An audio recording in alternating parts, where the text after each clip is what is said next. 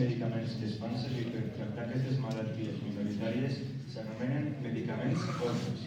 Se'n diuen així perquè, com que aquestes patologies afecten cadascuna a molt poques persones, el cost d'aquests medicaments és molt alt i el seu finançament, de vegades, és difícil. Tot i els avenços que es fan cada dia, encara avui hi ha un 40% de malalties minoritàries que no tenen tractament. Són la causa del 35% de les morts de nens menors i d'un any i del 50% dels morts d'abans dels 30 anys.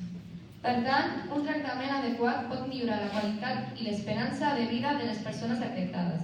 Per això és tan important ajudar en l'investigació.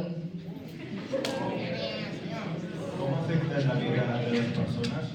Com que la majoria de malalties minoritàries són discapacitants, afecten molt la qualitat de vida de les persones afectades i també la de les seves famílies. Sovint es tracta de persones amb problemes amb àmbits socials, com l'escola, la universitat o el món laboral. Per això és molt important que els pacients expliquin les seves històries i les donin a conèixer, per visibilitzar-les i normalitzar-les. Finalment, les associacions i les federacions de pacients i familiars tenen un paper molt important. Des d'aquestes organitzacions ens dona informació, suport psicològic i emocional i ajuda pràctica per orientar les famílies en els tràmits i la prestació dels serveis.